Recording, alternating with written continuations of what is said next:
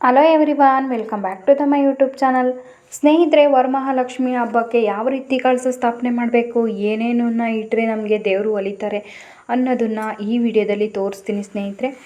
ಮೊದಲಿಗೆ ಸ್ನೇಹಿತರೆ, ನಾವು ದೇವರನ್ನು ಕೂರಿಸುವುದಕ್ಕೆ ಸ್ಥಳವನ್ನು ಆಯ್ಕೆ ಮಾಡ್ಕೋಬೇಕು. ಉತ್ತರ ದಿಕ್ಕು ಅಥವಾ ಪೂರ್ವ ದಿಕ್ಕಿಗೆ ದೇವರನ್ನು ಕೂರಿಸ್ಬೇಕು.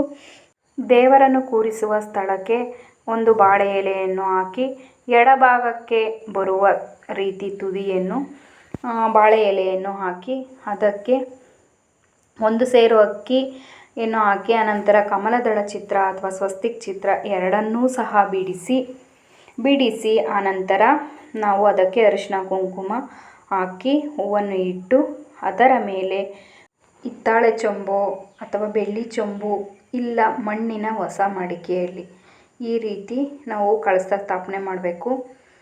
ಸ್ಥಾಪನೆ ಮಾಡೋದಕ್ಕೆ ನಾವು ಯಾವುದನ್ನು ಬಳಸ್ತೀವೋ ಅದರ ತುಂಬ ನೀರನ್ನು ಇಟ್ಟು ಅದರೊಳಗೆ 3 ಏಲಕ್ಕಿ, 3 ಲವಂಗ, 3 ದ್ರಾಕ್ಷಿ, 3 ಗೋಡಂಬಿ, 1 ನಿಂಬೆಹಣ್ಣು, ಲಾವಂಚಿ ಬೇರು ಮತ್ತು 1 ಅಡಿಕೆ ಅದರೊಳಗೆ ಹಾಕಬೇಕು.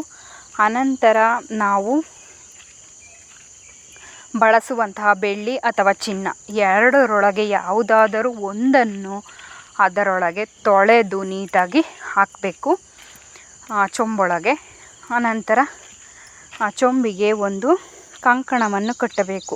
ಅರಿಶಿಣದ ಬೋಟಿನಲ್ಲಿ 3 ಎಳೆ ದಾರ ಅಥವಾ 9 ಎಳೆ ದಾರ ಹಾಕ್ಕೊಂಡು ಆ ಚೊಂಬಿಗೆ ಕಂಕಣ ಕಟ್ಟಬೇಕು. ಅನಂತರ 5 ಅಥವಾ 9 ವಿಳೆದೆಲೆ ಇಟ್ಟು ಆಮೇಲೆ ನಾವು ಕಾಯನ್ನು ಇಡಬೇಕು. ಕಾಯಿ ಇಡೋದಕ್ಕೂ ಮುಂಚೆ ಈ ರೀತಿ ಕಾಯಿಗೆ ಅಲಂಕಾರ ಮಾಡ್ಕೋಬೇಕು. ಅರಿಶಿನ ಮತ್ತು ಕುಂಕುಮದಿಂದ ಈ ರೀತಿ ಅಲಂಕಾರ ಮಾಡಿ ಅನಂತರ ನಾವು ಅದಕ್ಕೆ ಕಾಯಿ ಇಡಬೇಕು.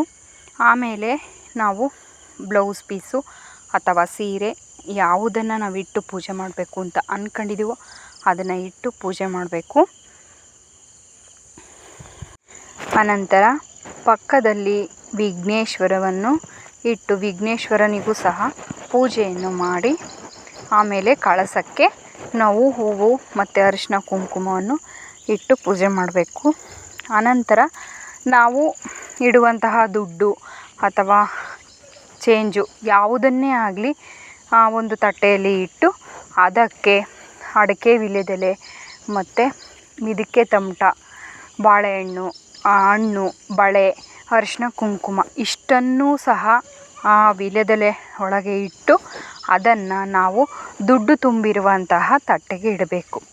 ತಟ್ಟೆಗೆ ಇಟ್ಟು ಪೂಜೆ ಮಾಡಬೇಕು. ಆನಂತರ ದೇವಿ ಮುಂದೆ 3 ಅಥವಾ 5 ವಿಳ್ಯದೆಲೆ, ಅಡಿಕೆ, ಬಾಳೆಹಣ್ಣು ಜೋಡಿಸಿರುವಂಥದ್ದನ್ನ ಇಟ್ಟು ಪೂಜೆ ಮಾಡಿ ದೇವರಿಗೆ ತುಂಬ ಇಷ್ಟವಾದಂತಹ ನೈವೇದ್ಯ ಸಜ್ಜಿಗೆ ಮತ್ತು ಒಬ್ಬಟ್ಟು ಇಷ್ಟನ್ನು ಸಹ ನಾವು ಲಕ್ಷ್ಮಿಗೆ ತುಂಬ ಪ್ರಿಯವಾಗಿರುವಂಥದ್ದು ಅದನ್ನು ನಾವು ಇಟ್ಟು ಪೂಜೆ ಮಾಡಬಹುದು ಎಡೆಗೆ. ಈ ರೀತಿ